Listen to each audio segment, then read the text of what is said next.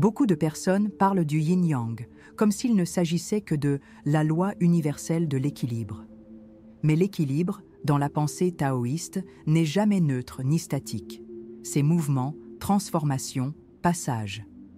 Le yin-yang n'a pas été créé pour offrir des métaphores morales ou des dualismes faciles. Il est né comme une lentille pour observer la vie, les cycles du corps et les rythmes de la nature. Ce qui s'est vulgarisé aujourd'hui comme symbole de paix fut autrefois une cosmologie d'une rigueur scientifique et philosophique.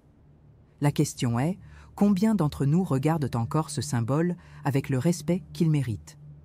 La chaîne Solstice existe pour rendre à ces concepts leur force originelle.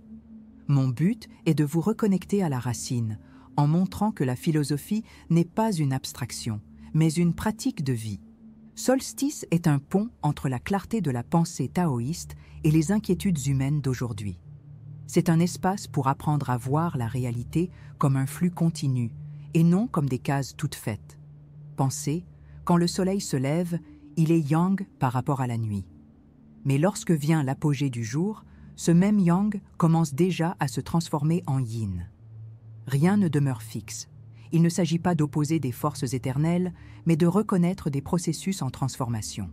Cette vision a structuré la médecine chinoise, l'astronomie et la philosophie pendant plus de 2000 ans. La réduire à féminin contre masculin ou clair contre obscur revient à effacer sa véritable puissance. Ce que le taoïsme nous offre est bien plus radical. Comprendre que toute chose n'existe qu'en relation avec ce qui se transforme à ses côtés. Et si yin et yang sont inséparables, alors rien ne peut être compris isolément. Ni vous, ni vos choix, ni le monde. Nous sommes traversés par des rythmes plus grands que notre volonté, et pourtant, nous croyons encore à la fixité. Cette illusion engendre la souffrance, car nous insistons à maintenir ce qui, par nature, est déjà en transition. Demandez-vous, qu'est-ce que, dans votre vie, vous tentez de figer alors que la réalité elle-même réclame le mouvement? C'est la question que Solstice place devant vous, sans concession. En le reconnaissant, vous commencez à percevoir des schémas là où auparavant vous ne voyiez que chaos. Les textes classiques comme le I Ching et le Huainanzi ne sont pas nés pour décorer des étagères, mais pour offrir un langage de transformation. Ils furent des manuels pour interpréter le ciel, le corps et les changements inévitables. Et aujourd'hui, au milieu de la confusion contemporaine, cette sagesse est plus actuelle que jamais. Car elle nous enseigne à abandonner l'essentialisme, le dualisme rigide et la neutralité illusoire. Elle enseigne que vivre, c'est apprendre à se mouvoir avec la marée et non contre elle. Imaginez maintenant la force d'appliquer ce regard au quotidien. Une relation amoureuse qui change de phase, un travail qui n'a plus de sens, un corps qui signale la fatigue. Le yin-yang n'est pas une métaphore lointaine, c'est un diagnostic vivant. Il montre que rien n'est pour toujours, tout est en train d'être en relation avec autre chose. Cette perception libère, car elle dissout l'angoisse de fixer des identités et des certitudes. À la place de la rigidité, vous trouvez la clarté, celle de savoir que tout passe, tout revient et tout se transforme. Alors, je laisse une question. Combien de votre vie avez-vous interprété à partir de symboles vidés de leur sens, au lieu d'en chercher l'origine véritable? Si ce que j'ai dit jusqu'ici a résonné en vous, ne l'ignorez pas. C'est le moment d'approfondir. Solstice est pour ceux qui désirent comprendre les symboles dans leur vérité et non leur caricature. Pour ceux qui veulent regarder le yin-yang et enfin y voir mouvement, relation et processus.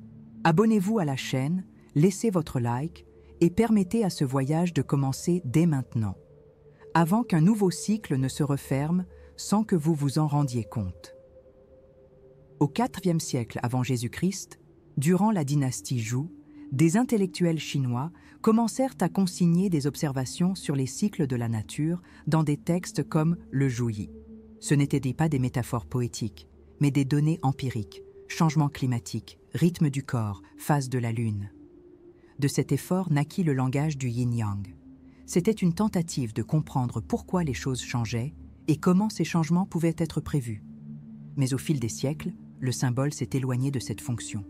Ce qui avait commencé comme une science de la transformation a fini réduit à une décoration spirituelle. Cette perte a des conséquences plus grandes qu'il n'y paraît.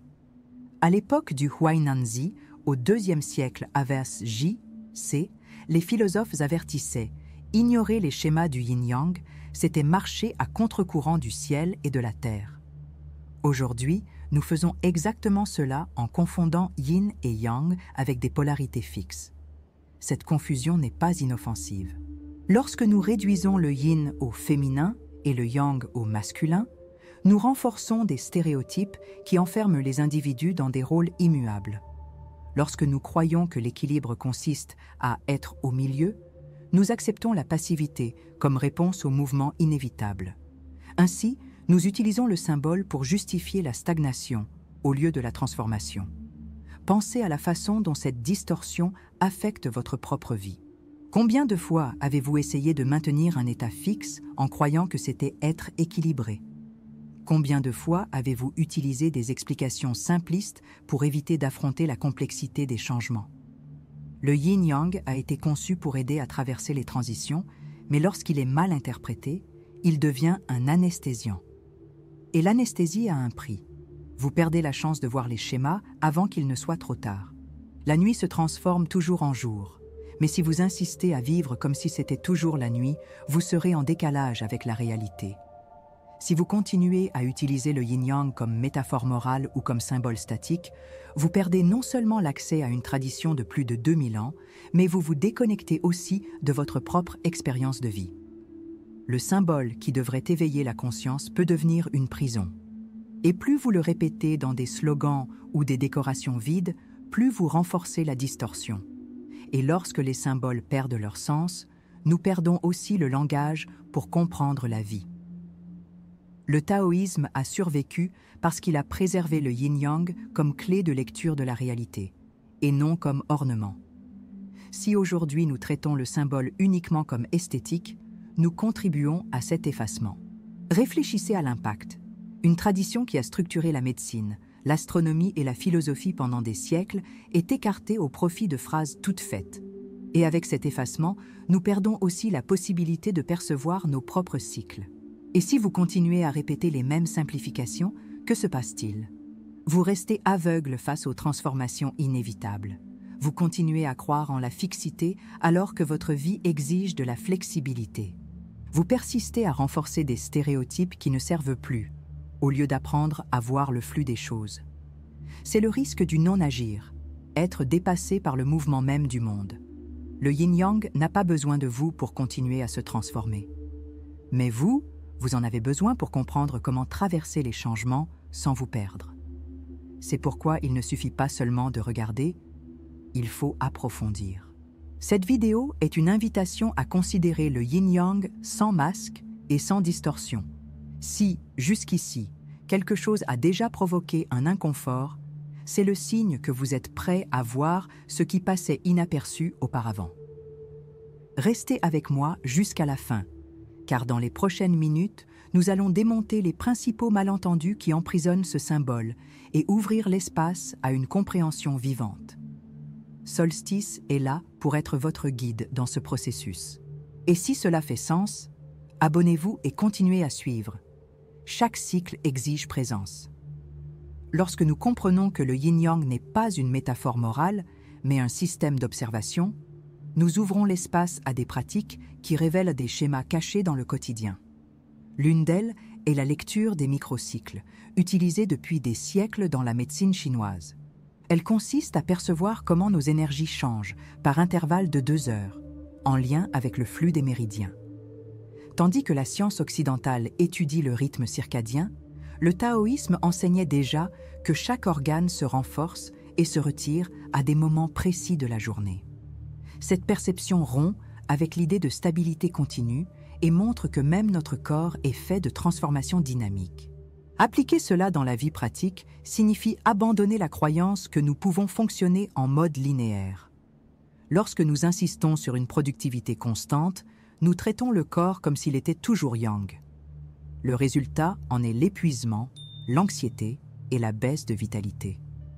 À l'inverse, lorsque nous nous abandonnons à une passivité absolue, nous cultivons un yin sans mouvement, générant apathie, léthargie et déconnexion. L'équilibre dynamique exige de savoir à quel point du cycle nous nous trouvons et d'agir en conséquence. Cette conscience n'est pas passivité, c'est une intelligence rythmique, alignée au flux du réel. Beaucoup recourent à des solutions simplistes pour faire face aux oscillations de la vie. Certains s'appuient sur des phrases de développement personnel qui renforcent une neutralité illusoire. D'autres cherchent des réponses dans des modèles dualistes fixes, croyant que quelque chose est toujours yin ou est toujours yang. L'effet secondaire en est la rigidité mentale. Ils créent des schémas qui ne s'adaptent pas au changement et ainsi vivent dans un conflit constant avec la réalité. Voilà la différence entre s'aligner au Tao et s'attacher à des étiquettes. L'un apporte une adaptation fluide, l'autre enferme dans une répétition stérile. La pratique des microcycles, lorsqu'elle est adoptée, met immédiatement en lumière l'incohérence de ces chemins. Vous percevez qu'il n'existe pas un moment de la journée où tout serait arrêté.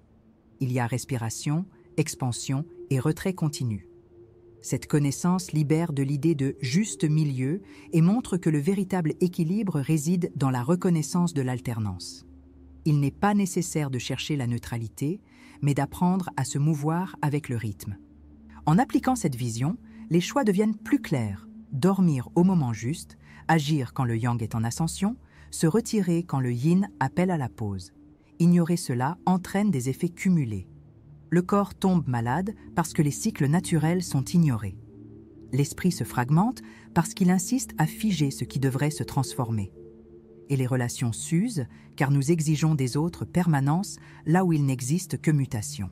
Le taoïsme nous enseigne que celui qui ne reconnaît pas le mouvement finit emporté par lui. C'est le prix de l'inconscience. Vivre en retard par rapport à sa propre vie. Voilà pourquoi des pratiques comme la lecture des cycles ne sont pas optionnelles, mais des outils essentiels de lucidité. Maintenant pensez, combien de fois vous êtes-vous culpabilisé de ne pas garder l'équilibre, alors qu'en réalité, vous tentiez de forcer une stabilité impossible? Combien de fois avez-vous cherché des formules toutes faites au lieu d'observer le flux de votre propre corps et de votre environnement? Le yin-yang, lorsqu'il est compris comme processus, dissout ces fausses exigences et ouvre un chemin d'autocompréhension. On ne peut pas vivre en conflit avec le changement, il faut enfin se mouvoir avec lui. C'est pourquoi je vous invite à suivre cette vidéo jusqu'au bout. Et en reconnaissant ces schémas, vous pourrez les remplacer par des pratiques qui fonctionnent réellement. Pour sceller cet engagement, commentez ci-dessous la phrase « Je choisis de vivre en mouvement continu ». C'est le mot de passe pour se rappeler que le véritable équilibre n'est pas la neutralité, mais une transformation sans pause. En psychologie, on parle beaucoup de la théorie de la régulation émotionnelle, montrant que les états internes changent en cycle d'environ 90 minutes, ce qui résonne avec la vision taoïste des microcycles de yin et de yang. Les deux révèlent que résister au changement crée du stress chronique. Des études en neurosciences démontrent que le cortisol s'élève lorsque nous insistons sur une productivité linéaire en ignorant le besoin naturel de retrait. Le taoïsme avertissait déjà. Un excès de yang engendre l'épuisement. Un excès de yin engendre la stagnation. La pratique n'est pas d'équilibrer artificiellement, mais de reconnaître quand la transformation est inévitable. Dans le bouddhisme, la doctrine de l'impermanence enseigne que s'attacher au fixe est la racine de la souffrance. Des recherches récentes en psychologie positive confirment cela. Les personnes les plus adaptables présentent des niveaux plus élevés de bien-être et de résilience. Lorsque le symbole du yin-yang est mal interprété comme statique, nous créons des schémas d'attachement dysfonctionnels. La conséquence est claire: anxiété, frustration et burn-out. Ignorer la dynamique yin-yang n'est pas seulement une erreur conceptuelle, c'est un risque psychologique réel. Voilà la différence entre utiliser le symbole comme outil de lucidité ou comme anesthésie culturelle, tandis que beaucoup insistent à chercher des solutions superficielles, applications de productivité, phrases motivantes, régimes à la mode. La vérité est que ces raccourcis ne résolvent pas la racine. Ils renforcent la croyance qu'il existe des formules universelles d'équilibre. Mais la vie ne s'organise pas dans la neutralité. À chaque saison, à chaque cycle hormonal, À chaque phase lunaire, la réalité change. Insister sur des recettes linéaires ne fait qu'apporter comme effet secondaire davantage de frustration. L'urgence est d'abandonner l'illusoire pour embrasser le réel. Et le réel, c'est le mouvement. Ceux qui pratiquent déjà cette vision récoltent des résultats tangibles. Des médecins intégratifs utilisent la logique yin-yang pour orienter les routines de repos et d'alimentation, et leurs patients présentent une vitalité accrue. Des artistes trouvent leur créativité précisément en se mouvant entre retrait et expansion. Des leaders qui appliquent cette lecture à leurs équipes rapportent moins d'usure et plus d'innovation. Le contraste est évident. Tandis que certains gagnent en clarté, d'autres restent prisonniers de crises cycliques qui se répètent parce qu'ils ignorent le rythme. La différence réside seulement entre ceux qui agissent et ceux qui remettent à plus tard. C'est pourquoi la question est directe. Jusqu'à quand allez-vous attendre pour appliquer cette sagesse à votre quotidien? Ceux qui ont déjà commencé expérimentent clarté, énergie et équilibre dynamique. Ceux qui diffèrent continuent à vivre dans l'illusion du contrôle et souffrent de la rigidité de la stagnation. Le temps est la ressource la plus rare, et ignorer cela a un coût élevé. Si ce sujet a déjà éveillé quelque chose en vous, ne remettez pas à plus tard. Si le yin-yang n'est pas une loi morale, ni une métaphore du bien et du mal, mais une carte vivante des transformations, qu'est-ce qui change dans votre façon de vous regarder vous-même? C'est la question que le taoïsme nous propose, non pas ce qui est juste ou faux, mais ce qui est en train de se transformer maintenant devant vous. Car au moment où nous reconnaissons le mouvement, nous cessons de lutter contre lui. Ce qui semblait chaos se révèle rythme, et ce qui semblait vide se montre comme intervalle fertile. La vie n'est pas équilibre fixe, elle est flux continu. La sagesse n'est pas de rechercher la stabilité, mais d'apprendre à se mouvoir avec clarté dans l'instable. C'est ici que la philosophie devient pratique, non pas comme réponse définitive, mais comme boussole de présence. Suivre le yin-yang, c'est accepter qu'il n'y aura jamais de dernier mot. Le sens surgit dans le contraste, dans ce qui s'alterne, dans ce qui se renouvelle. Voilà l'épiphanie. Nous n'avons pas besoin de certitudes immuables pour vivre, mais de sensibilité pour accompagner le changement. La fermeture, en réalité, n'est pas conclusion. Le Tao ouvre toujours une autre porte, toujours déplace le regard. Dans le taoïsme, la fin n'est qu'un pli de commencement.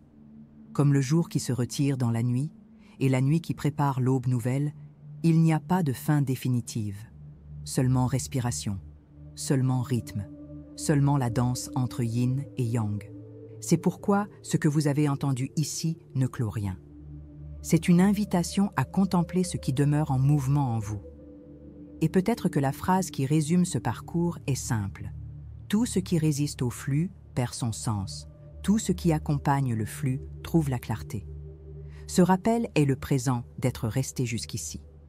Car maintenant, vous ne regardez plus le symbole comme un ornement, mais comme une clé de lecture de la vie elle-même. Le gain est silencieux, mais profond. La certitude que la réalité n'a pas besoin d'être figée pour être comprise, seulement accompagnée. Laissez cette question demeurer avec vous. Qu'est-ce qui, dans votre vie aujourd'hui, demande à passer, mais que vous insistez à maintenir fixe? La réponse n'a pas besoin d'être dite à voix haute. Elle peut naître dans le silence, dans l'espace entre une pensée et une autre. C'est là que le Tao se manifeste. Et c'est là que la philosophie devient expérience intime. Non pas pour être exhibée, mais pour être vécue. Si quelque chose de ce parcours a éveillé en vous des souvenirs, des questionnements ou de nouvelles perceptions, partagez-les dans les commentaires. Chaque expérience apporte des nuances différentes d'un même symbole. Voilà la valeur d'une communauté qui réfléchit ensemble. Voir que la transformation n'est jamais seulement individuelle, mais collective. En écrivant, vous transformez ce qui n'était qu'une pensée en témoignage. Et ce témoignage peut éclairer le chemin d'un autre. Le voyage de solstice n'est pas d'arriver à des réponses, mais d'apprendre à marcher avec des questions. Si cela a eu du sens pour vous, restez avec nous. Il y a encore des cycles à explorer, des symboles à déployer, des espaces de silence à découvrir. l'invitation est faite. Contemplez, commentez, partagez. Et surtout, continuez à accompagner la traversée, car le Tao ne se termine jamais.